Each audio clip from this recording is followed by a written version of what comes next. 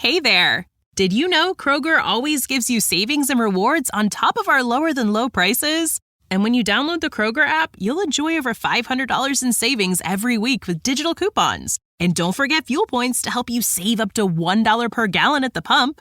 Want to save even more? With a Boost membership, you'll get double fuel points and free delivery. So shop and save big at Kroger today.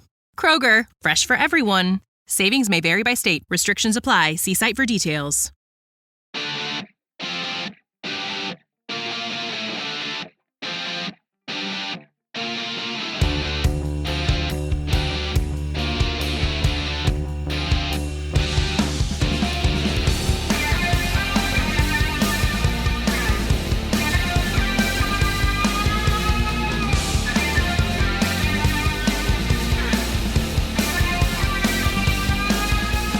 Hello, everybody. Welcome back to another episode of the Penscast Mailbag. Today being Monday, November 20th, 2023. It is Thanksgiving week. We are rapidly approaching the one and true Thanksgiving holiday on Thursday. And this week, due to the mix-up with the holidays and stuff, we are doing just one mailbag this week. We have, I believe, 15 questions. And as you see, it is Robbie here and Snail, your overlords of the Penscast, it seems, right now. Garrett is saying that his recording space has been stolen by some children, which does not make sense because you should just fight them. But he did give us some answers, so we will get underway here. Before we do, Snail, how you doing on this Monday afternoon? Doing good. It's this is going to be a chill week. Work is light, the holiday is upon us, and we got some fun hockey games going forward, some fun Pens matchups, and yeah, all is good out here on the West Coast, the best coast. Yeah, that's arguable as well, but I'm not going to get into a debate about that right now. So, as you see, no Garrett this week, so he does have his answer, so he will still be taking every third question. I will lead us off. The first question was from Tony Gale. If 68, meaning Jaromir Jagr, is headed to the Raptors, then why not Barassos 35? My answer to that question is, one, Barrasso is a very complicated figure. Not that Jagr isn't, but I think kind of a more complicated figure is Tom Barrasso with how he treated fans and the media in Pittsburgh. Very crucial to those two Stanley Cups in 91 and 92, but Jagr, a much more, I'd say, historically important figure in Penguins history. Barrasso, again, a very important player, but not to the level that 68 was. Again, you can't just keep retiring numbers left and right, but the story of Jaromir Jagr in Pittsburgh goes much deeper than what happened on the ice. His play kept the team in Pittsburgh basically solely outside of what Mario did. He's probably the second most responsible person for keeping the Penguins in Pittsburgh. Barrasso had some gaffes that probably cost the Penguins another cup or two during his time in Pittsburgh, and just really not the overall impact that that Jagr had. Barrasso, well deserving of the Hall of Fame, but I do not believe his standing with the franchise is what Jagr's is at this moment. So unless that changes, I just can't see 35 ever being raised to the Raptors in Pittsburgh. I think that this question kind of shines a light a little bit also on what it means to be great. And I think that this question perfectly kind of, yeah, like I said, shines a little bit of a light on, like, Jagr had a great personality. He was great with the fans, and he was just an all-around outstanding person as well, or on the ice as well as off the ice. Where Barrasso, you know, he was integral to those two cups, but there is a little bit of a shadow cast on his character, and we're debating whether, if he was a fan favorite, if he had like Flower-esque persona, I mean, it might be a total, it's like, why, like, yeah, get that guy in the Raptors. He loved Pittsburgh. He was great with the fans. He was a media favorite. And you know, in sports, I think it's sometimes it's hard to be uh, uh, it's hard to be in scrums with the media all the time, win or lose. Like that would wear on you, I think, just as a human. But I think, kind of like I said, Yager is embraced because he was an awesome person. He was an awesome player as well as off the ice, where Barrasso isn't. And so I think that should be almost like a. There's a lot of great athletes out there, but it's like your legacy. It carries off the ice, off the field, wherever it is as well. Yeah, that's absolutely completely fair. And Yager, obviously, there was some mid career angst with Penguins fans after he left the Berg, but that is completely gone. Those hatchets, whatever they are, have been buried, and he's completely back in the good graces of the franchise and the fans. So no surprise to see 68 going to the rafters. Question number 2 here again from Tony Gale. With Yager returning to Pittsburgh in February, do you think they will leave the door open for a full-time return to the Penguins in a coaching role after he retires as a player? No, I don't think. I always blank on the name. What are they called? The group that owns them? The Penguins? Fenway Sports Group. Fenway Sports Group. I always want to say I always get a different. Yeah, Fenway Sports Group. They're not going to, but I'll tell you why they should. And that is 766 career goals, 1,155 assists, 1,921 points, 217 goals on the power play. And just for a little bit of a comparison, Mario Lemieux, the Magnificent One, Le Magnifique, 236 power play goals. So I think some of those numbers, those numbers along with the enigma that is Jaromir Jagr, just kind of that lighthearted, kind of like loosey-goosey attitude. I think that the Penguins could use some of that behind the bench. Kind of like a little bit of a page out of Edmonton where they put Paul Coffey behind the bench there. Yeah. I mean, that guy's got a presence about him, and sometimes that Penguins bench and that locker room, just from the snippets I see, it's mild in there. It's a little tight. It's a little bit, maybe a little bit boring. Put Yager in there, and how cool would it be to see Yager whispering in Sid and Gino's ear when they're like getting back to the bench after a shift, and Yager's like, dude, he sees something, he sees something, and he simplifies the game for them in a way. Or taking like a young player, like someone like imagine seeing Yager having a sit down with like Drew O'Connor or something. It's like, dude, that guy has scored some goals. He's made some plays. He's just the little tips and tricks and knowledge that he could bestow on some of these, as we've called them, just kind of guys, average players. I mean, the wealth of knowledge and I think the overall attitude that Yager could bring to a locker room is just it's immeasurable. It'd be fantastic. But I don't think Fenway Sports Groups has the stones to do it. Any thoughts on that, Robbie? I mean, if the opportunity would ever come around, again, we're talking about Jaromir Jagr retiring, and which is in itself, who knows when, ever, if ever. Again, dude might just straight up be buried at center ice during a game at some point. I don't know.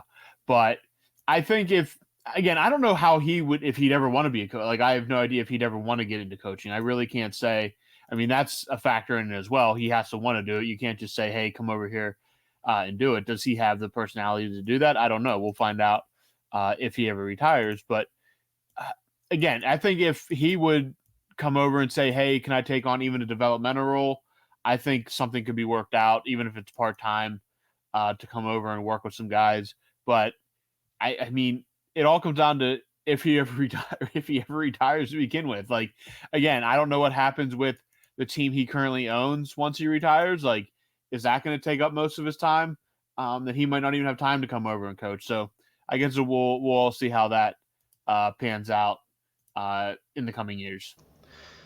And I'm asking this is kind of putting you on the spot here, but this is coming at you with all sincerity and honesty. Right now, would you take 50-year-old Jaromir Jagr on a league minimum deal to plug in on the second power play unit and fourth line, maybe third line, maybe the 12th forward position, would you take Jaromir Jagr right now? I'd have to see how he skates on a North American type surface. I'd have to even give him time in the AHL just to see how he can skate against other on a North American rink in the North American game. It's a completely different from the European game. The ice surface is smaller. Everything happens quicker. Not that he can't still play. 50 is, again, the age does catch up, and he hasn't played an NHL game since before COVID at this point. Like 8 years, I think. Yeah, I would have to see. I think I have the stats up here. He hasn't played since 2018, so we're over 5 years at this point.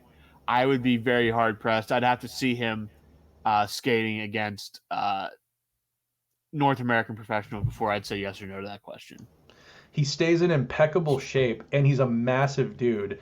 I don't think you're looking at him to back check and play or cross his T's and dot his I's defensively, but I would do it. I'd be like, you know what?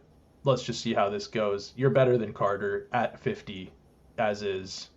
But anyways, just maybe that's a little bit of like a mile in Kyle's shoes for you. If Jagr came up to you at the retirement and he looks you dead in the eyes and he shakes your hand and he says, I want to play. Just sign league minimum. I'll pay for pennies. Just put me out there on the second unit PP, 12th forward. I think you got to do it. All right, let's move on from that question. So this is technically Garrett's question. He did give us an answer, so read off the question and I'll answer. I'll give him. I'll read off his answer.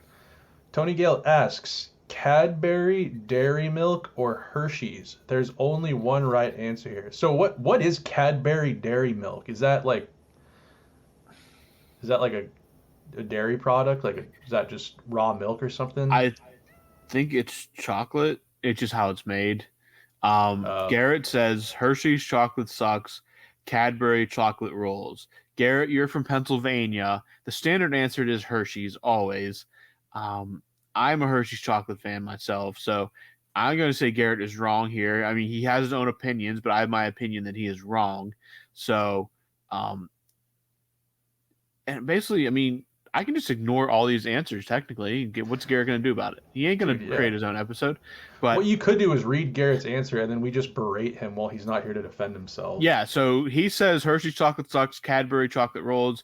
Garrett, that is a wrong opinion, but that means there's more Hershey's chocolate and Hershey's goodies for me to consume. So if you want to have that opinion, fine by me. You can eat the inferior Cadbury option.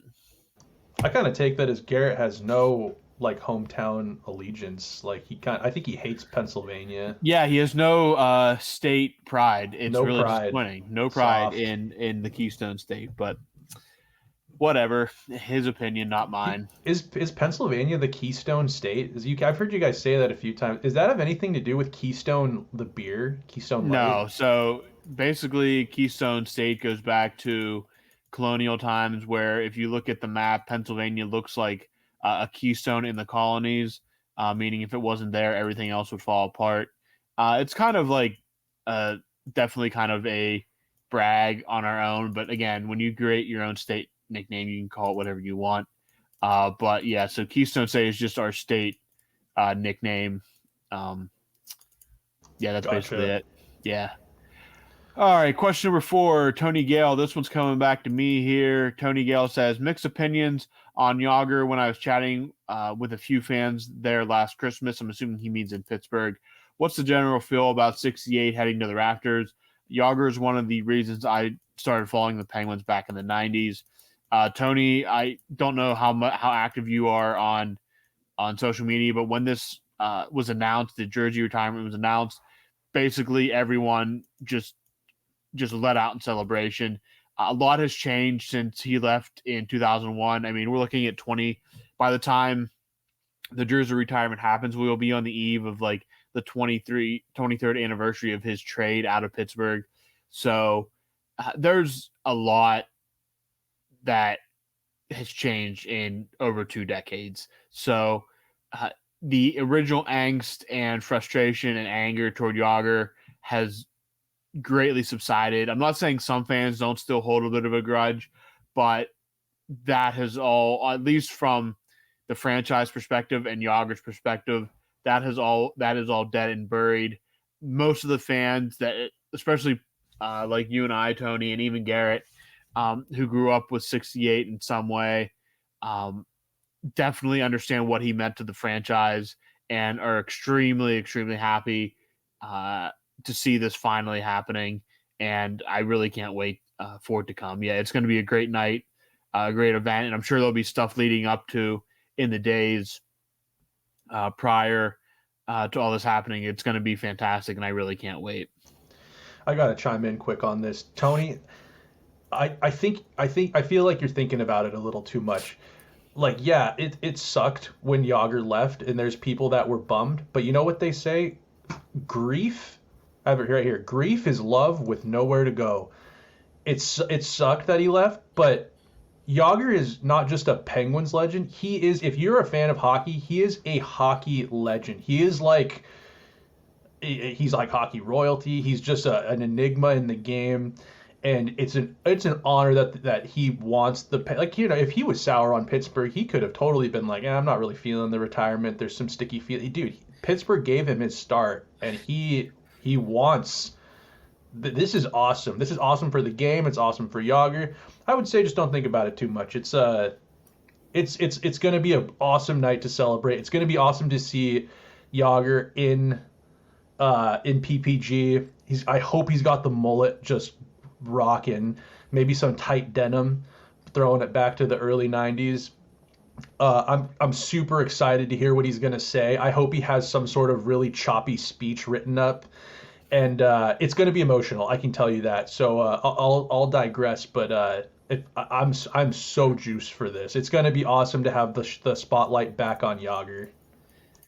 Yeah, it'll certainly be quite a night, and I'm really looking forward to, again, not just what happens in Pittsburgh, but across the league, their reaction to kind of the whole thing.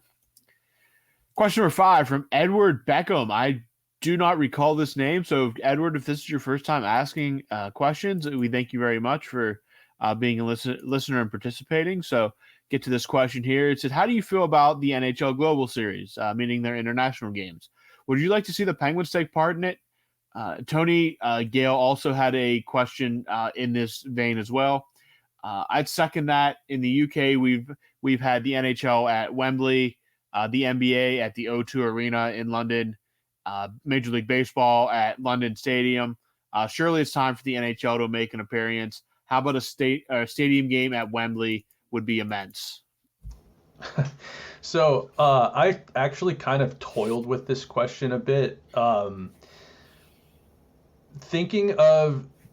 put myself in the shoes of like the Maple Leafs or like the Wild or the Red Wings or Ottawa who are overseas right now, growing the game, which I think is great. I have no qualms with growing the game. I think it's awesome. There is hockey in those, there's hockey all over the world. And I think that it's important. It's almost the NHL's duty in a way to go in to these places and just shine a light on the hockey culture that exists there already and play these games. I think it's important.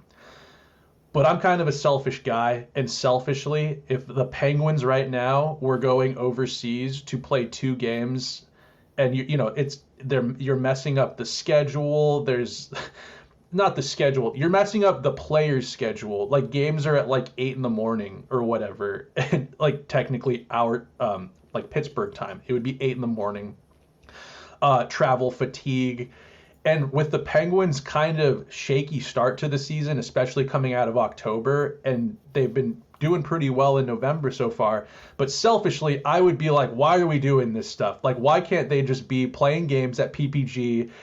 Hell, even a West Coast trip seems close to home compared to going across the pond and playing over in the UK or in Finland or in Sweden or something. So I'm torn because I think it's important, but I have a selfish side, and I'm like, I don't want the Penguins going and doing that. I think they need to take care of business at home, or in even like I said, even in their own country, away games would seem like a home game compared to overseas. So that's where I sit.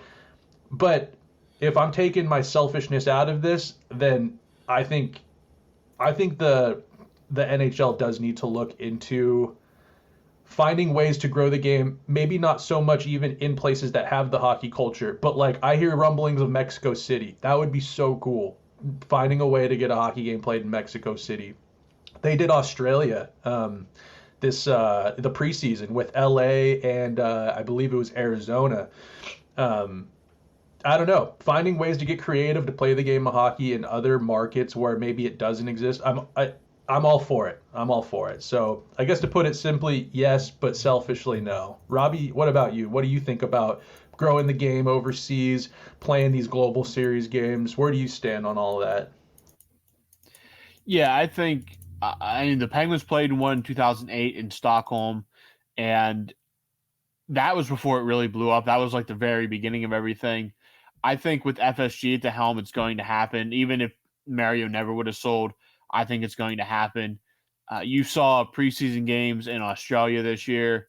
They're gonna explore more avenues in, uh, especially in Europe, where the game is, I mean, massive in some places, but budding in other places. England is one that has started to scratch the surface of. They've participated in a few world championships now. Um, the game is really growing there. France is the same. Places like Germany, Czech Republic, Finland, Sweden, Norway, already hockey hotbeds. I mean, you saw it with William Nylander, was basically front and center of um, the whole press tour when Toronto went over. So, I mean, yeah, you're going to see it back over there. The Penguins, I think everybody's going to get a taste of it at some point. The Penguins don't really have right now a key, I'd say, figure that, I mean, Crosby's American or Canadian. Malkin's Russian. They're definitely not playing in Russia anytime soon. Other than that, I mean, Rust, Gensel are both Americans. Raquel, I mean, is he that big of a name in his home country? Probably not. I could see them playing in Prague just for the Yager connection at some point in the Czech Republic. I mean, you do have Radim Zohorna. I guess Erik Karlsson's a star. But again, they're in Sweden this year. I don't know how quickly they'll go back to Sweden. So, yeah, it's going to be interesting to see where they could put the Penguins. The Penguins could be a team that they send to for a preseason type global series in a Japan or New Zealand or something like that. So I think that's more or less what the Penguins could be looking at. But I think every team's going to get a taste of it here in the next 5 years. Agreed. I think it's only gonna become more of a thing every year. We're gonna be looking forward to it. Um, I think that the Penguins going up into Nova Scotia and playing that preseason game, I think that that's kind of like the Nova Scotia doesn't have an NHL team, and Sidney Crosby's, arguably still one of the still the face of the league, definitely one of the faces of the league. So, anyways, yeah, I think so. That you could say we're in favor of it. It's fun. It's something to look forward to. Definitely different. Let's see here. Going to our next question, which would be question 6 from Kim Larson. Kim asks, do you believe the rumors that San Jose is losing on purpose, essentially throwing games so they can get the #1 draft pick in the draft lottery? And if they are, could the NHL punish them if they are in fact losing deliberately? And Garrett had an answer for this. He said, I don't think San Jose is losing on purpose. They're just a bad hockey team with bad players. And I'll expound on that a little bit. I agree with that. And you can absolutely build a team to lose on purpose or to be just not very good and tanking for a high draft pick. Players, it's not in their DNA to just throw games and lose on purpose. They still have pride.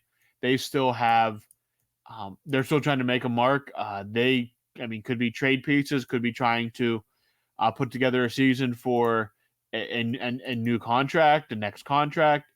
I do not believe the players are losing on purpose. That team is deliberately set up to fail, but players are not going to let it fail without trying 100% their best. And as the NHL punishing them, you'd have to prove that the players are losing deliberately. At that point, it'd be almost like match fixing. You'd have to investigate from almost that perspective. But again, that would be just almost impossible to prove in the league. It's not going to waste resources on that. Again, you've had Buffalo basically was flat out tanking for McDavid. You've had bad teams before. The Penguins basically flat out tanked to get Mario. So, I mean, it's hard to prove, but I don't see them ever getting to the point where they would even explore something like that unless there was a complete smoking gun of like emails or text messages saying that this was what the players were doing. Question number 7 here. This is from Kim as well. When Yager has his jersey retired in February, what Penguin logo do you think will be on the banner? Do you think it will be the Robo Penguin? Well, so Mario's jersey does not have a logo on it. It has like a color scheme, and his color scheme, I believe, I could be wrong on this, but I do believe it is reminiscent of the color scheme used during the Robo Penguin years. So I would think that Yager would be similar to that. Yager played most of his Penguins career with the Robo Penguin because it came around right after they won those first 2 cups. I believe it'll be white. White will be the main color, the primary color. I believe it'll be very similar to what you see at 66 up there. It'll have the number along with the years he played in Pittsburgh, unless they decide to redo both to match the current color scheme. But I really see it being a very similar to Lemieux's number up there, mimicking kind of the Robo Penguin jerseys. But I think it'll just be a number with the name and the years played. I don't think there will be an actual physical logo on it. So yeah, that's what I'm looking forward to. More of a color scheme than the logo itself. Question number 8, again from Kim. This one's going over to Snail here. What are your thoughts on the manslaughter charges and arrest on the player who hit/cut Adam Johnson? Well, I'm going to first off say that I have no idea how laws really work over in the UK, and I didn't bother to educate myself too much on that before coming on this podcast.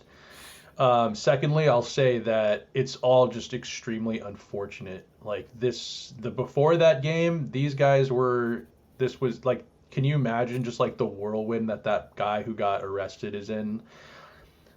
I'll say this. I saw the play. I saw the horrendous video that led to Adam Johnson losing his life on the ice. The play was reckless. I don't think that guy, and I'm sorry, I don't have his name in front of me.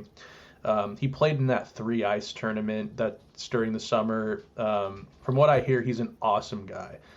The play was reckless. He was not trying to kill Adam Johnson. He was not trying to. He wasn't trying to do anything that would result in the fate that happened to Adam Johnson. But I will say, watched a lot of hockey in my life. I haven't really ever seen a play that resulted in a motion. Like, I have never seen anything essentially that I've never seen what happened in that video happen before.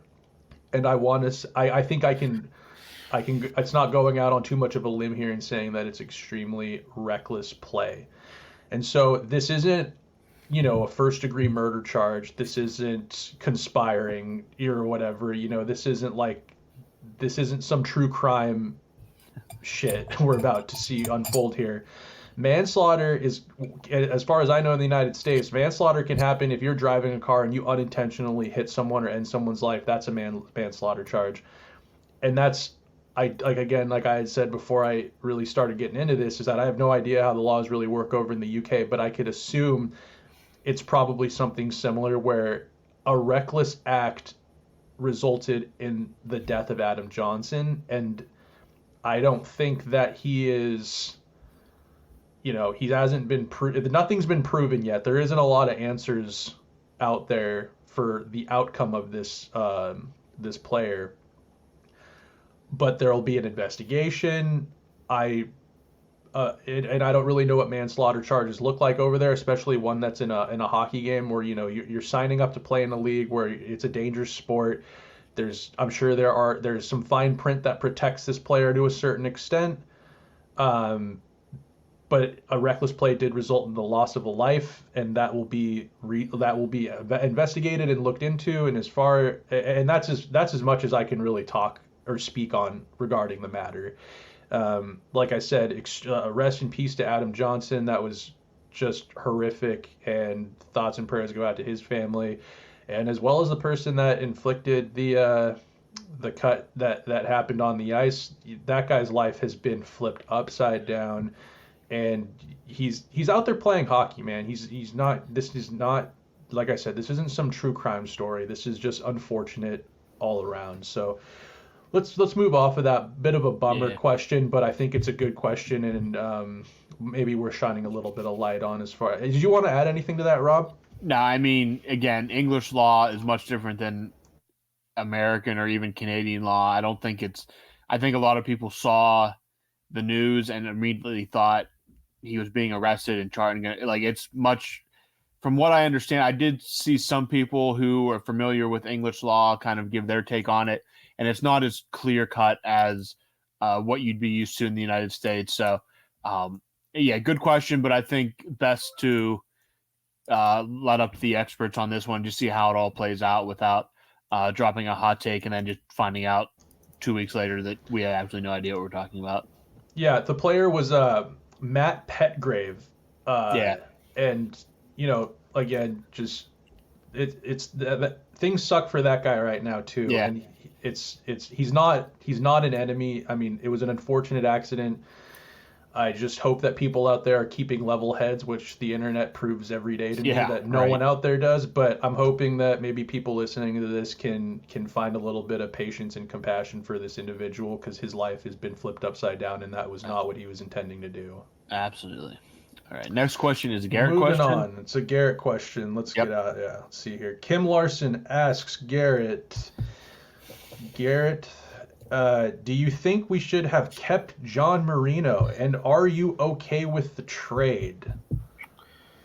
Garrett says, yes, absolutely. We should have never traded John Marino. Ty Smith hasn't amounted to anything. Another Ron Hextall classic. All right. I want to chime in on this a little bit. Yeah, go ahead. I think this could be looked at two ways, because in the moment, I didn't like the Marino trade for Smith. I thought Marino wasn't it like a sophomore slump a little bit? Could it be chalked up to that essentially? Yeah, he had a hell of a rookie year. He was looking like a gem that the Penguins picked up. And then a little bit of a sophomore slump.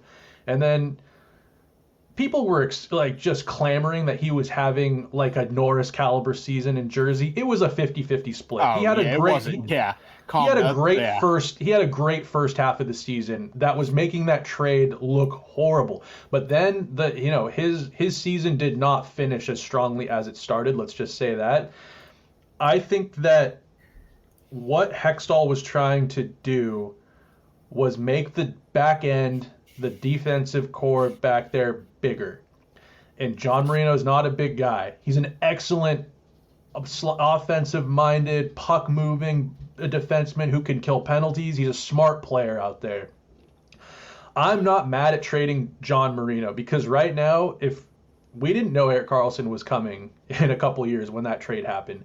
But right now, I think moving a guy like John Marino would not have been the biggest deal, but it was that exact trade for Ty Smith, who's another undersized defenseman who right now, let's be totally honest, I don't know if he's ever coming out of the American Hockey League. Like, I don't know if that guy will play an NHL game again, and I'm trying not to exaggerate, but that guy he's forgotten how to play hockey a little bit. He looked good in the preseason, but that's the preseason.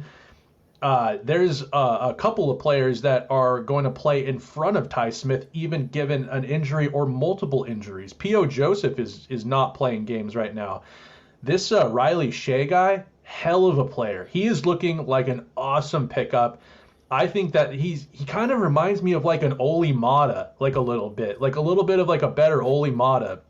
What the potential of Oli Mata was supposed to be. He's got some patience out there. He's got some confidence. I mean, that's a guy we picked up this season, and Ty Smith has not been linked to getting any sort of call up. I don't really know how he's doing right now in the American Hockey League, but I think it's safe to say he's not exactly making any noise down there.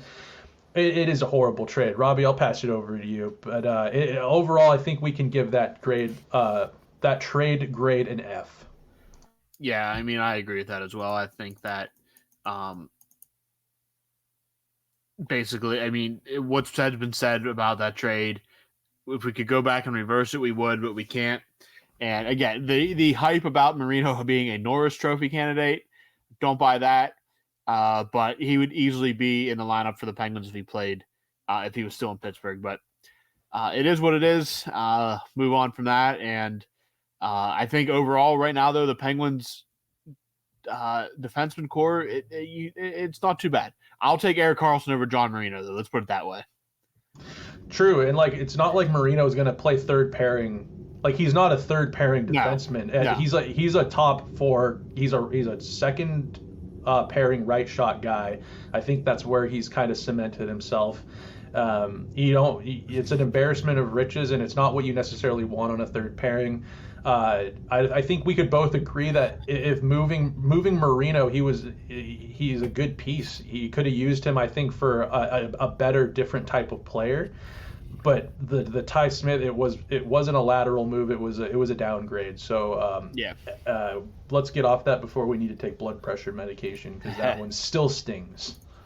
All right, question number 10 again from Kim here. This one's coming back to me. How will Jake Gensel's new contract look like? And how much is he worth? Kim, your answer is probably as good as mine on this. I think his contract, I don't know. It's tough. It's tough for me because he's going to get paid. I hope he gets paid in Pittsburgh. Again, how much is he worth? I think when he's producing, he's worth his weight in gold. I mean, this is a guy that scored 40 goals in the NHL. If you're very serious about still competing during the Crosby-Malkin era, you got to bring him back. And that's as simple as that for me. He plays well with Crosby. He thinks like Crosby. He produces with Crosby. And he has basically since he came into the league in 2017. He is Crosby's right, or I guess left-hand man, technically on the roster. But I pay him. I think he's worth at least what's he making now? I can't remember off the top of my head. Sorry to interrupt, but like, who are some comparables to a Gensel player? Like taking what he's like, taking our like emotions and our whatever, like our attachments to a Jake Gensel. Who are some comparables in the league that score like he does and play a similar position? Like, is it crazy to say like a Brad Marchand or like a Timo Meier are comparables to a Jake Gensel? Yeah, I think he's a better goal scorer than Meier. Meier's never hit 40 in his career. He's making $6 million a year on his current deal. I think he's going to get at least that on his next deal. He got 5 years last time. So 1, 2, yeah, this is a 5-year deal. I think you give him another 5-year deal, maybe a slight with the salary cap will jump a little bit this offseason. With a slight pay increase maybe, but I think he's going to be in that $6 million. You do? Yeah, I don't see how he's not. I don't think he's not done anything during this contract to warrant a pay decrease from the Penguins. No, I don't think a decrease at all. Pastrnak got 11.5. Yeah, and he's a right winger, right shot, different type of guy. Sebastian Aho is a center, but he got, what is it, 9.5? Marchand's making 6.125, but they've got that thing in Boston where they don't take more than Bergeron made. Timo's making 6. I think Jake could ask for 9. I think that Yeah. if that's where the contract went, like I don't think he's a $10 million player. He's looked actually quite pedestrian. This is a big year for Jake, and I think at times he's looked quite pedestrian. But would it be a shock if he were to be asking for 9 on his next deal? A 9 by 5 I don't think he can get that from the Penguins, but it would not open surprise. market. Open market, yeah, that's where I'm Okay. talking. Yeah, open market. I think that, but the Penguins, I don't know if would go that high. Do you do you think that it's do you have any wavering in the idea of re-signing Gensel? Do you think that he's a guy that you let walk and you bring in someone else, or is he someone that you want to retire a Penguin? Is he someone you want to see play as a Penguin late in his career? How do you where do you stand on re-signing Gensel? I stand on the you do re-sign him. Penguin for life. I mean, not many players can say that they play with one team their entire career.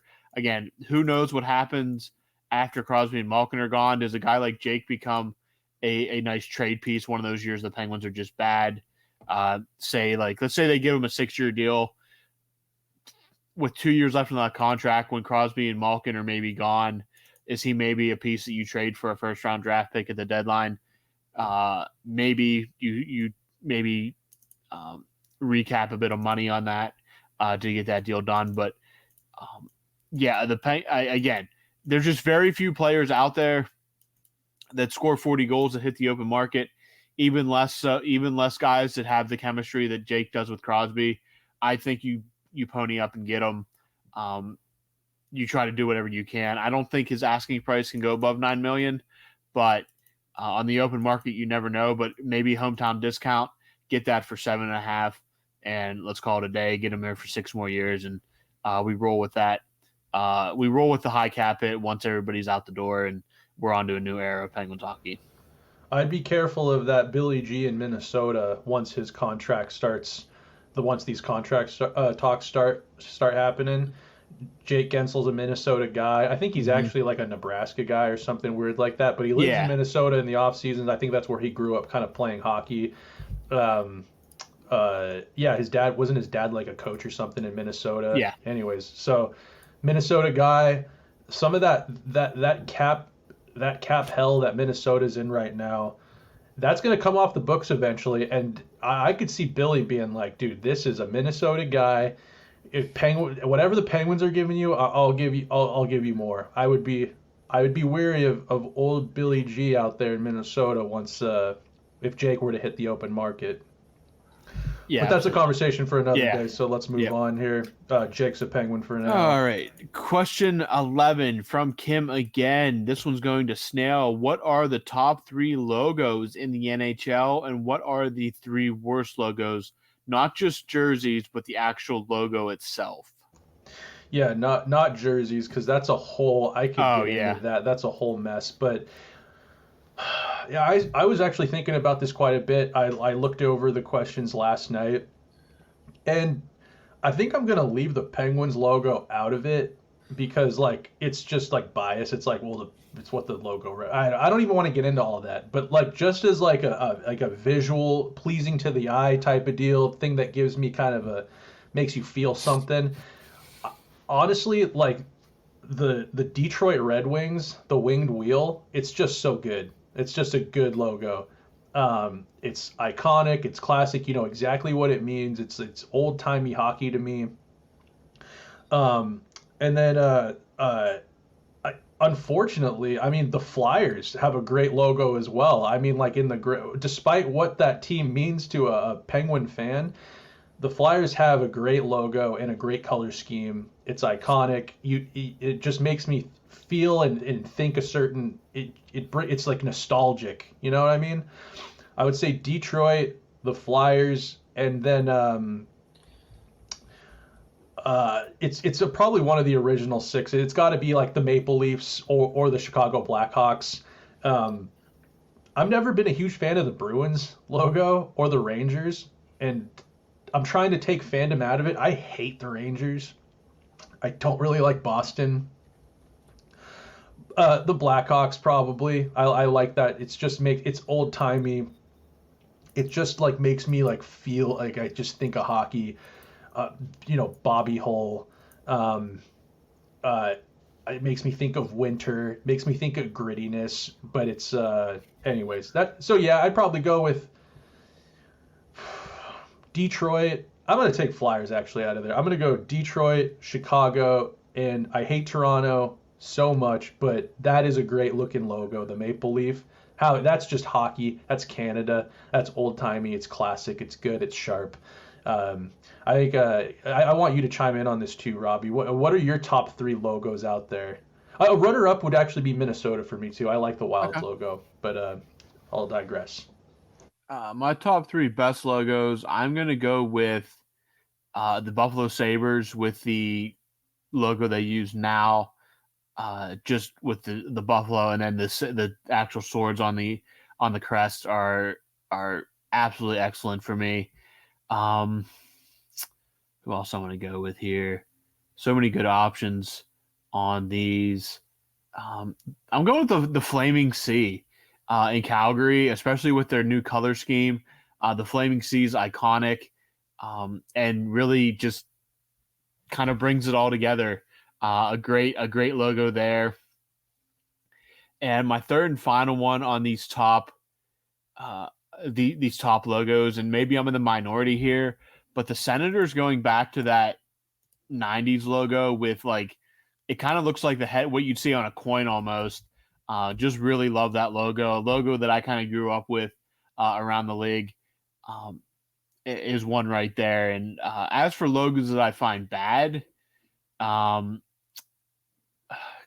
uh, let's see where we at here. The Kings have a great classic logo. The new one is just way too modern and just very boring.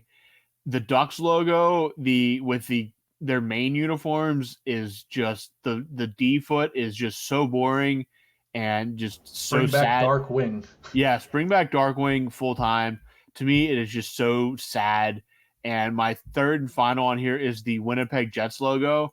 While not awful, when compared to the original Jets logo, it is just lifeless and way too 21st century for me. So those are my three on the bad side. Agreed. Moving on here. So this is Garrett's question again, and Yep. it's coming from our boy Kim Larson, and he asks simply, "What has happened with P.O. Joseph, and will he be traded?" Garrett says no. P.O. Joseph has no real draft value.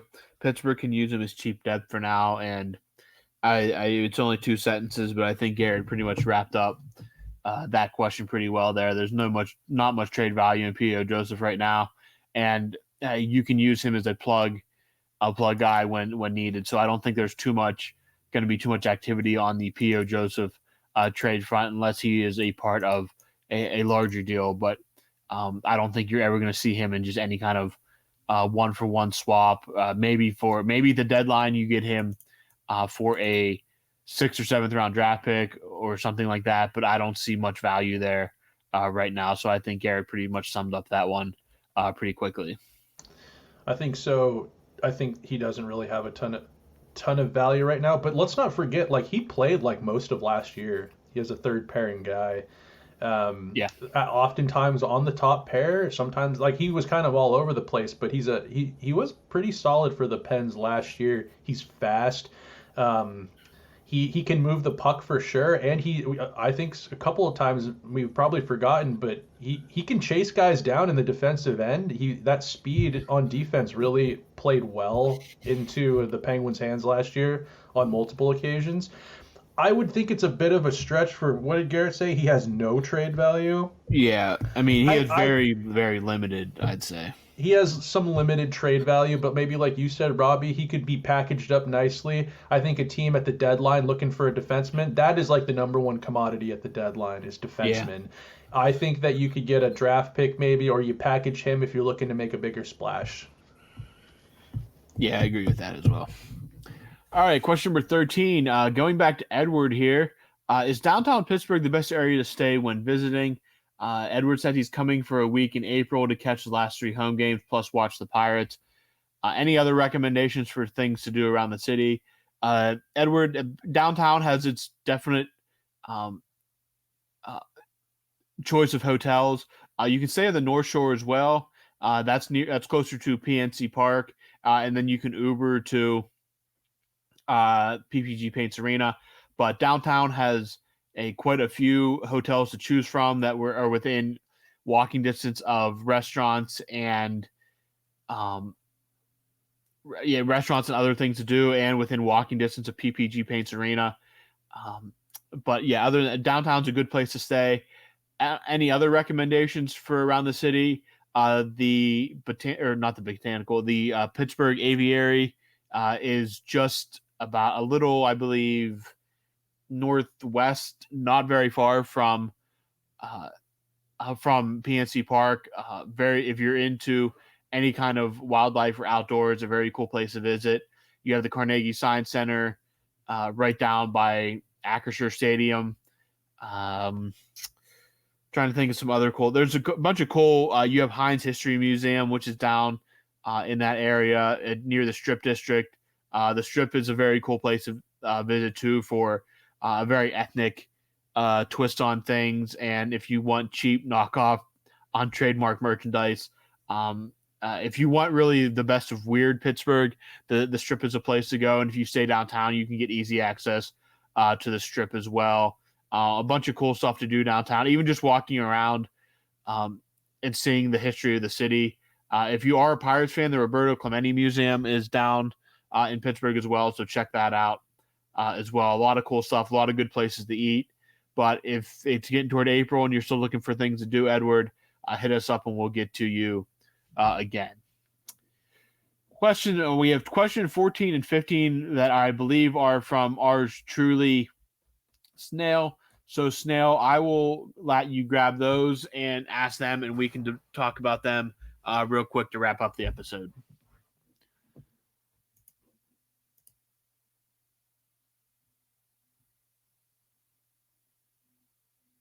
You're on mute, Snail. You're on mute. Shit. There we go. I saw the lips moving and no sound, and then I saw the mic with the cross over it, and I knew that he wasn't live. So, Snail, I'll let you take these last two. Well, you can ask the questions and we'll round table them. Yeah. Yeah, we'll round table them. So I was racking my brain a little bit in my free time about this, and I figured I'd chime in on the mailbag. Let's start with one of my questions here out of the two. It is, who is the biggest home run draft pick? I put in Penn's history, but we don't have to do history because that might involve a little bit too much research. Just for conversation's sake and a little bit of a round table here, and maybe in recent memory, who are some of the biggest home runs draft-wise that the Penguins have hit on? Well, I mean, you got to say Chris Letang, the third-round pick, the greatest defenseman in team history. Yep. Jake Guentzel has to be on that list, and I think there's a lot of guys from those back-to-back cup runs that could be on that list as well. I think you got to put Brian Rust in there as well, in my opinion. Brian, Rust, what about Patrick Hornquist being the last person picked in his draft year? He was drafted by Nashville, though. Oh, shit, you're right. God damn it. That was... Yeah. Oh, that would be... I mean, if that was the Penguins pick, that'd be absolutely maybe the greatest draft pick in team history. But, yeah, he was drafted and then traded for. You're right. I don't know why. I was just like... I just remember him being picked last, and I was like, what a guy. He won those two cups. So, yeah, I would have said Guentzel. Like, Guentzel... Yeah, that's... yeah.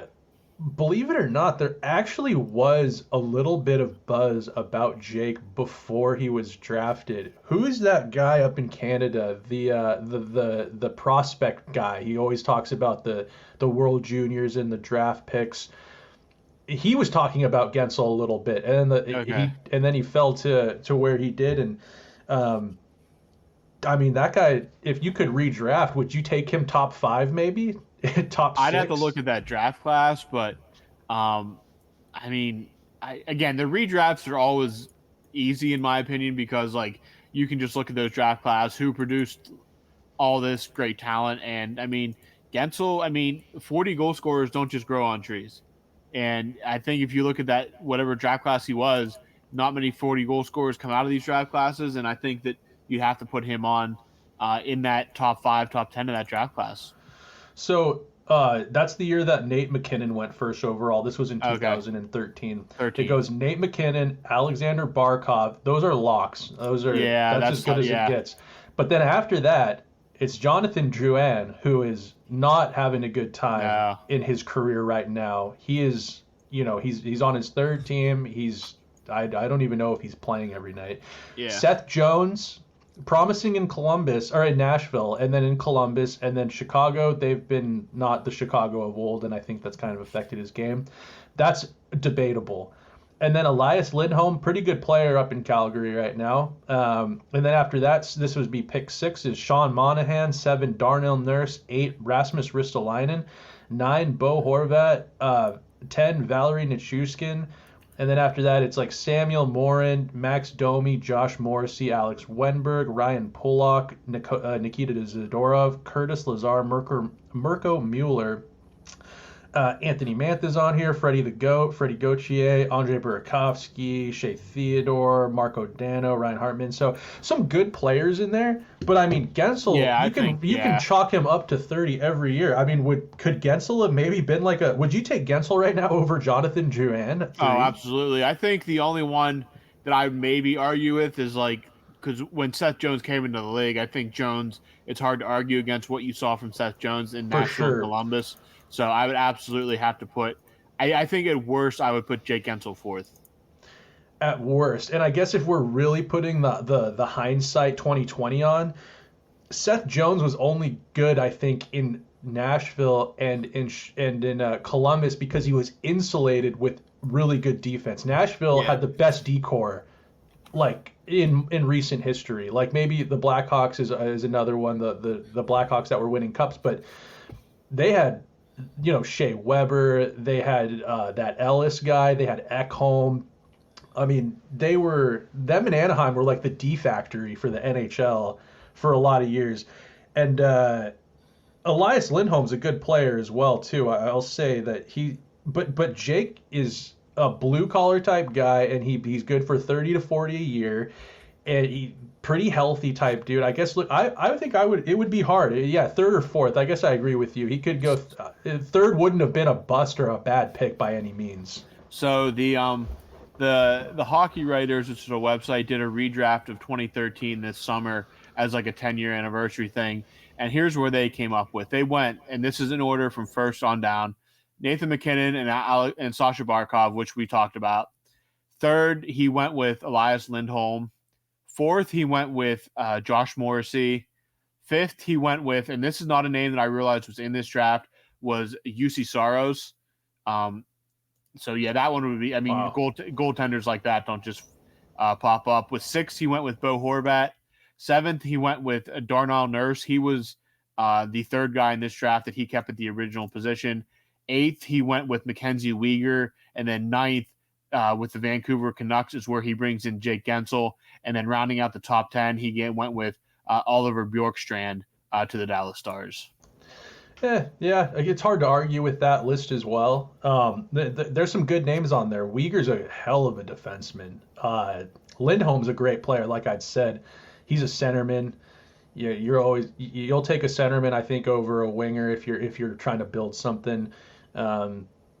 Yeah, I think I'd have him a little bit higher than 9, but and that's not with biased eyes either. I think that he's just he's that solid of a player. If you're starting out a franchise, if you're building from the ground up and you got yourself a good centerman already, maybe how is Gensel not that just like crowning jewel to a first or a second line? Tristan Jarry's in that draft as well. Debatable whether that was fortunate or not. Now, Greg Wyshynski from ESPN did the same thing. And here's how he went. I'll just run over the top 10 real quick. McKinnon, Barkov. And then at 3, he actually went with Bo Horvat. 4, he kept Seth Jones. At 5th, he went with Saros. He has Gensel at 6 to the Flames. Elias Lindholm is 7. Shea Theodore is actually 8th. Sean Monahan is 9. And Brett Pesce, who went 66th overall, goes at 10. Good defenseman. I mean, I don't the way his career has been and how steady he is. Pesci as a first round draft pick, top 10 guy wouldn't have shocked me. So, what's your second anyways. question? We'll move on here to the last of my two questions, and that is I said history again, I think, but let's just do recent memory. Biggest Pens draft bust. Derek Pouliot. That is the correct answer, I think. Was that as soon as I saw that, as soon as you read that, that came right to my head, and that I was so convinced that Derek Pouliot was going to be the dude back on the Penguins blue line for a decade, and I'm so sad that it did not pan out that way. And he wasn't even I can't even give him a Daniel Sprong boost that was at least productive after he left Pittsburgh. Derek Pouliot just was absolutely not was nothing at the NHL, and I'm so disappointed by that. Two other names, obviously Daniel Sprong, who has found some success outside of Pittsburgh, and then another one, and this is not for anything that he did, but Bo Bennett. Yeah, Bo Bennett showed some promise, but he just couldn't stay healthy. That poor guy. He's kind of almost like a meme in the NHL. Yeah. Pouliot, though, just a couple of the names that came after Pouliot. I mean, Jacob Trouba would look pretty good in your top 4 D on the right side. What year was Pouliot? He was in 2012. All right, go. Yeah, you can keep. So I got here Jacob Trouba, Slater Cuckoo, neither here nor there. Philip Forsberg would look pretty good in your top 6. Let's see. Zemgus Girgensons, Garrett's favorite player name to say. Cody Ceci, Tom Wilson would look pretty good in your top 6, middle 6, top 9. 19, Andre Vasilevsky. Imagine how the Penguins would look with a guy like Vasi in net. Tomas Hertl, Turbo Teravainen, Oli Mata, who the Penguins took at 22. Mike Matheson, he ended up being a Penguin for a cup of coffee. Jordan Schmaltz, Malcolm Subban, Brady Shea, Stefan Matteau. Whatever happened to him? I don't know. Tanner Pearson. And then, I don't know. Not a Teddy Bluger eventually in the second round. Anyways, a couple of big names, though, that you might like to see that are still having success in their careers behind a guy like Derek Pouliot. So, what the hell? The Hockey Writers, again, did a redraft in 2012 of this draft. I'll read out here the top 10. Number 1 that year was Nail Yakupov. So, yeah, take that. What a whiff on a first overall. Edmonton, their answer to Nail Yakupov was Andre Vasilevsky going 1 overall. Number 2 was Ryan Murray. They've changed it to Morgan Riley. Number 3 was Alex Galchenyuk. They switched it to Tomas Hertl. Number 4 was Griffin Reinhart. Switched it to Philip Forsberg. Number 5 was Morgan Riley, but since he had moved up, that leaves Toronto with Jacob Trouba. Number 6 was Hampus Lindholm, is now Jacob Slavin. Number 7 was Matt Dumba, is now Damon Severson. Number 8, here's the Penguins. It was Derek Pouliot, is now Matt Dumba. Number 9 was Jacob Trouba, turned into Connor Hellebuyck. And number 10 was Slater Kokuk, turned into Tom Wilson. I would have taken Hellebuyck or Tom Wilson, honestly. Let's see. I'm just trying. I know the Penguins had, yeah. So, yeah, and at 22nd overall, they had they kept Oli Mata with the Penguins, which I think is completely fair and fine. He was serviceable. I think you always wish you got a little bit more out of him. He could move the puck. He was kind of a defensive liability at times. He is what he is. Is he still in the league? Who's that? Mata. He might be with the Red Wings. Yeah, Red okay, Wings. Yeah. And the Athletic also did a redraft last year, and at number 8 they have the Penguins in this redraft taking Jacob Trouba.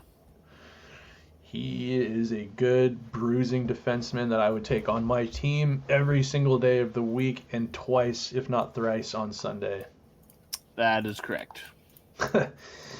Well, thanks for entertaining that. That wraps up the mailbag this week. That does. And I believe we got a game here in 2 days. Yes, they play on Wednesday. On the eve of True Thanksgiving. They do play the Rangers, so Snail, I guess at some point that evening you and I can sit down and crank out a recap of that game. Let's hope that it goes the way of Sunday.